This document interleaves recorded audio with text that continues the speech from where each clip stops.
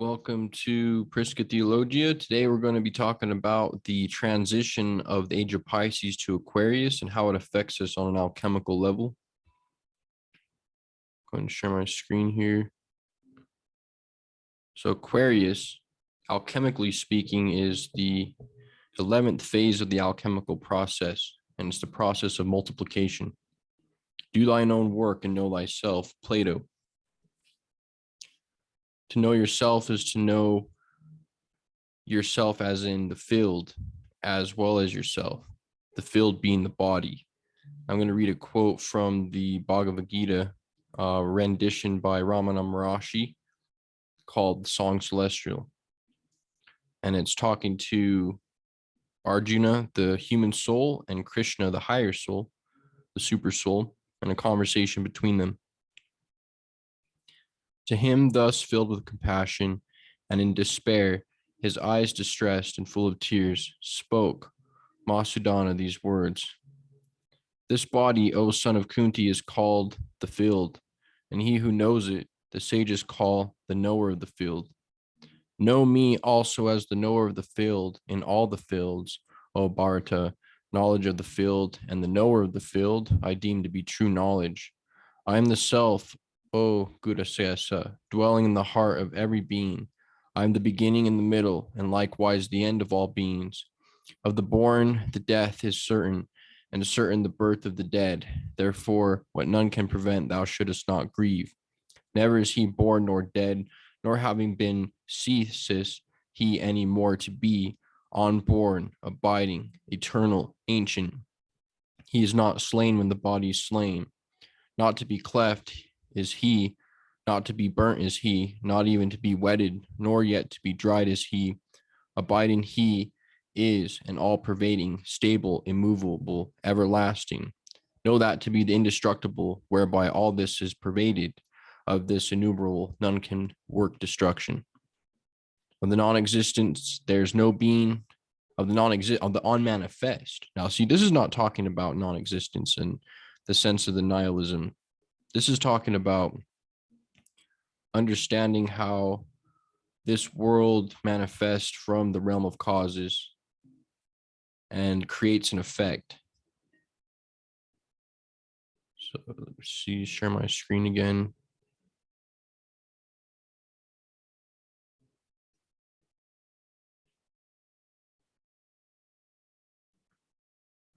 So this knower aspect in our consciousness that was explained is the part of us that is the knower of the field, or the witness. So the witness is the part of you that's a subtle aspect that is not completely emerged within the body. And then the body, the physical body, as well as your environment around you, is the field. So the knower of the field being Krishna, or that highest aspect of Christ that emanates from the divine bosom, or the eternal abode, the highest abode. In the East, it'd be called Krishna Loka, or in the West, it'd be called Kingdom of Heaven. That emanates a word, or a knower, and that knower is within each one of us.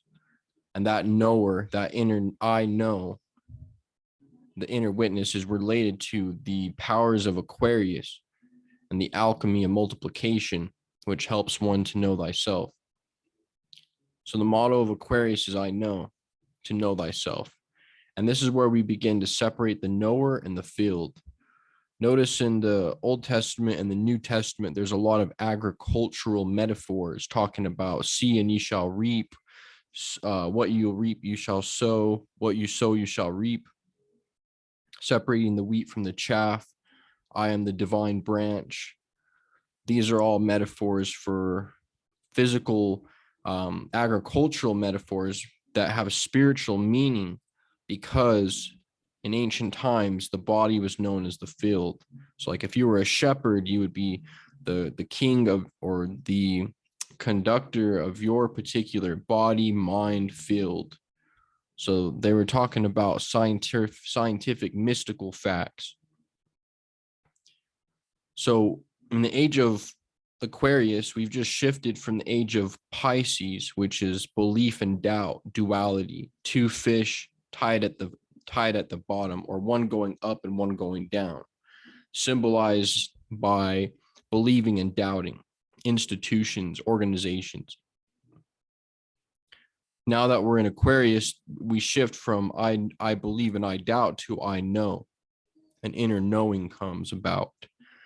And this water that's dumped from the Aquarius in the Bible, when Jesus says, when the man with the pitcher of water comes, follow him to the upper room, and there I will meet and dine with you. Because when you rise that energy and consciousness away from the lower aspects of the lower chakras, just for survival, sensual pleasure, and sense gratification, it becomes refined and then immediately travels up the spine, and it produces this fluid, the fluid of Aquarius, the Christ bears the baptism waters that drenches the whole nervous system with renewed light, renewed lubrication, so that it can be a better conduit for consciousness. And when this activates, we become the knower of the field, just as it stated in that beautiful verse from the song Celestial, that he knows that the knower of the field is unperishable, uncorruptible. It is beyond the five senses, and it's beyond the physical realm. So when we begin to practice our meditation throughout the day, while we're walking, eating, sleeping, or even just actually sitting down to be still, we extract ourselves we take, like, if we're in a bottle, we picture the body to be a bottle. We have to extract the consciousness from the bottle outside of the physical body, the energy body, the mental body, and the emotional body, and free ourselves from the mind and utilize our sense of knowing.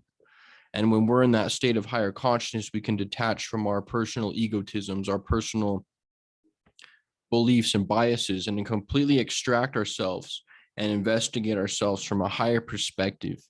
And that's how we begin to develop the inner knowing faculty of Aquarius, and going through the stage of multiplication.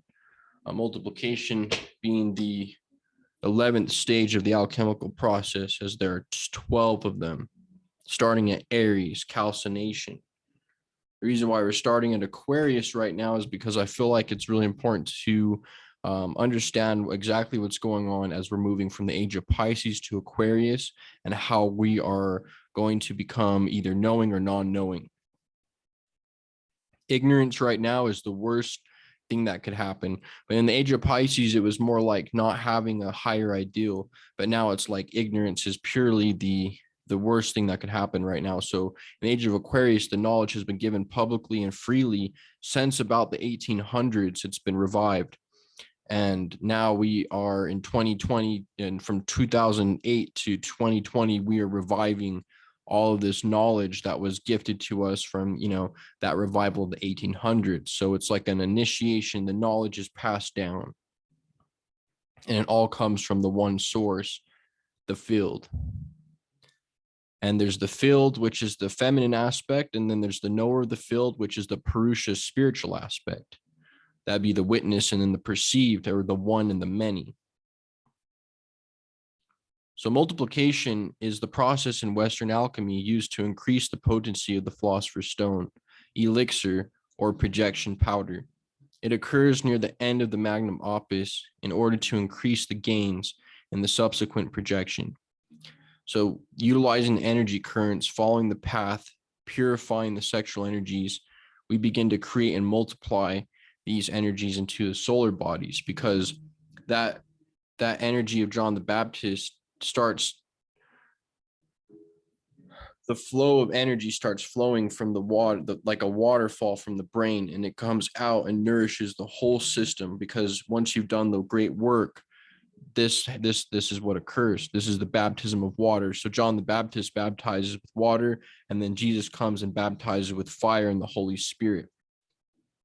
Each of these being representations of an inner initiation that takes place. And multiplication is when the projection powder, philosopher's stone, so it's used to increase the potency. So you already have the astral body, the mental body, This knowledge, this inner knowing, increases the potency that you have access to these different bodies, maybe the mental body, the astral body of imagination, the energy body for healing, and the physical body, how well you can refine that body. Because at this point in the alchemical process, you have gone to a certain extent of actually increasing the light and subtlety aspects of the body, and you're becoming less dense. And he said unto them, behold, when ye enter into the city, there shall a man meet you, bearing a pitcher of water. Follow him into the house where he entereth. So that is Pisces to Aquarius. The city is always the different houses of the zodiac. So when it's entering a city, it's entering a house. And when the sun follows this path, it enters from Pisces to Aquarius, it's going backwards. Only to become the Lamb of God, resurrecting in spring. But in this area, we have like the winter aspects, the more watery aspects. And we go through this as our consciousness goes through the 12 stages of the alchemical process. Aries, calcination, Taurus, coagulation, Gemini, fixation. And we have Aquarius, multiplication, Pisces, projection. And we finally project into that crystallized body that we're creating through the alchemical process, which is a natural process that occurs transcendentally. So the knower is the spirit or the Purusha aspect, and the field is Prakriti, the feminine mother or matter. Prakriti is also mind, matter, the 4 elements, and the 3 states of consciousness, waking, dreaming, and deep sleep. So whenever you're looking out your 2 eyes, you're looking at Prakriti, feminine nature, the physical realm, the many, the nurturing aspect of the universe, experiences, trials, tribulations, and rewards, growth, lessons. And then that aspect that is the perceiver of that is the Purusha, or the knower of the field. And when you become acquainted with the knower and the field, you become illuminated, because then you no longer identify with the 4 elements or the 5 elements. You actually identify with the eternal being in the highest abode, or the perennial abode.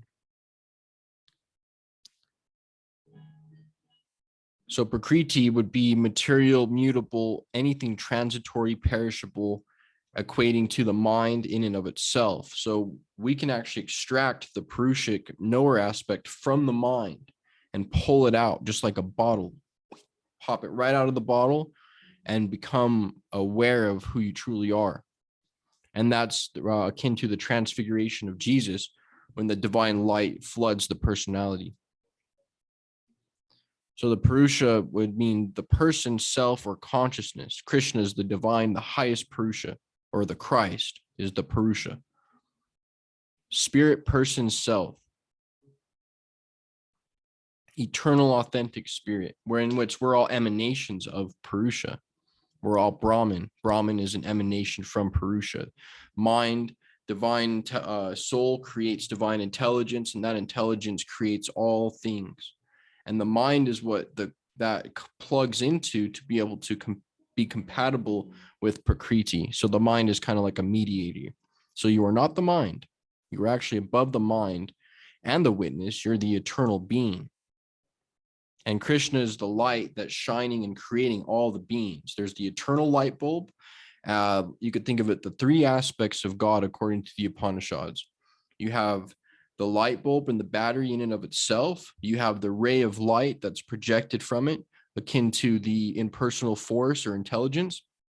And then you have the surfaces that it shines on, all the individual jivas or individual souls that are the effect of that. So you have the universe, the eternal watcher or being or highest eternal creator that watches the universe, and then you have the beings. And these are the 3 aspects of the creator according to the Upanishads. So Purusha is the soul, the self, the pure consciousness, and the only source of consciousness. The word literally means man. Prakriti is that which is created, man. Manos, or human. Adam, Kadmon being the highest blueprint of man, being Krishna. Purusha, the spiritual aspect, the individualized being. And then it takes its internal potency and creates Prakriti, or Radharani, We see Krishna here being Purusha, and then his internal potency being Radharani. So he pushes outward and creates many manifestations, and his inner self is transmuted outwardly. And this is where you get dielectricity and magnetism, and then the creation of electricity, which creates all that we see. And Samael and the Gnostics taught there are those that know this, that they think they know. There are those that know this, know that they think they know. That there are those that think they know, those who know that they don't know, those who are completely informant, and finally those that know and know they know. So these are the different aspects of the consciousness as it becomes illuminated as we go through the different phases. There's a time in the path where we know that we don't know much, we don't know anything. There's some that think they know but don't know, and there's some that know and actually really do know because they've activated this inner Aquarius aspect. This happens when the Kundalini rises up the dorsal into the spine and enters into the city, just like Jesus said. And the man with the pitcher of water comes, follow him into the upper room. And we follow him to the upper room when we meditate and we calm our consciousness and observe ourselves and transmute the lower. That energy travels into the upper room only to be, you follow the man with the pitcher of water. He dumps the pitcher of water of knowledge. And that knowledge flows down into the spinal column and is the process of the chrism. Now, on an anagogical, on a higher level, on a more literal level, right now, everyone is waking up at an extremely high rate because Aquarius is dumping out this divine knowledge from the heavens onto us right now. And that is the water baptism that's going to prepare us for the fire.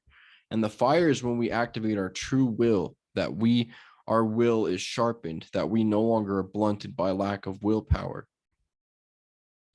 So this takes place as the sun goes through, all the 12 signs every year, but it also happens in the ages of thousands of years, going through the age of Pisces, Aquarius, the age of Aries. So we have to understand the cycles within the cycles, that we have to become the knower of the field. And this is the field. And the knower of the field is the line in between the silent witness, the individual jiva that's connected to the para-atma, or the super soul. And that is why we're all divinely guided by the highest intelligent force in the universe, the creator of all things. And different traditions and cultures call it by what they will, but they're all talking and writing about the same thing. All the books and ancient texts are about God, and God being those three material, I would say, intelligent spiritual forces: dielectricity, magnetism, and electricity, which are the appearance and forms of divine intelligence, causal divinities. So on this path, as we create the Philosopher's Stone, which is the resurrected soul to become resurrected from the tomb, we go through the 12. And today I just thought we'd talk about Aquarius, alchemy, multiplication, and how just by being on this path, you're multiplying the inner bodies within, so that you'll have enough inner energy to be able to provide the true will that you're here for, your true purpose, to actually make changes in other people's life, to be able to heal the sick, to heal the people, to be able to uplift people from demise or addictions or traumas or bad habits. We can all be a link to help ourselves know ourselves. And by entering into the mysteries, we automatically initiate this process. And as in Aquarius, the alchemy of multiplication, to really become acquainted with the knower and the knower of the field. So I did want to read a bit more of this. Know that to be indestructible, whereby all this is pervaded. Of this immutable, none can work destruction. Of the non-existent, there is no being, and of what exists, there is no non-being. So what it's saying is there's no non-being. So even though the atheist and the nihilist and the annihilationist, esoterics that believe in annihilationism, which means that they believe that there's non-existence, Because Krishna or Christ or God exist, all beings exist, and all beings have their eternal individual aspect. Now, they're subject to different conditions based on actions and reactions to the Prakriti or the field. So once you become acquainted with the knower, you become untangled from Prakriti and then able to reestablish the connection in an organized way. As ether everywhere present is not polluted by virtue of its subtlety, even to the self-abiding everywhere is not polluted in the body. Nor sun, nor moon, nor fire illumines it. And whither having gone, women return not. That is my abode supreme. And it's talking about the fact that the sun and the moon and those subtle lights of the sun and moon are the actual light of the soul. So when you're looking at the light of the moon or the sun, you're looking at the light of your soul. So of course, where that eternal abode is, there'd be no sun or moon because it'd be the source of the light. The unmanifested, imperishable is this called, and this they proclaim the supreme state, which attain they return not. That is my abode supreme. It's talking about Krishna or Christ and how that eternal being emanates eternal manifestations and differentiations of itself as that descends into the material realm and arranges itself with the Prakriti and becomes individualized forms or entombed in matter to be resurrected from the tomb of matter to go back to the eternal abode or the perennial abode. I hope you guys enjoyed this introduction to alchemy and the 11th process, as we will be going through and understanding each one. I touch on this in the academy, and what I'm going to do is show how no one is out of sync. When you're following a path, you are becoming in sync. And throughout the seasons of spring, summer, winter, fall, and the 12 months, we are constantly going through an alchemical process. So I hope to help just people understand a little bit more about what is taking place on an internal level as they go about the path. Thank you.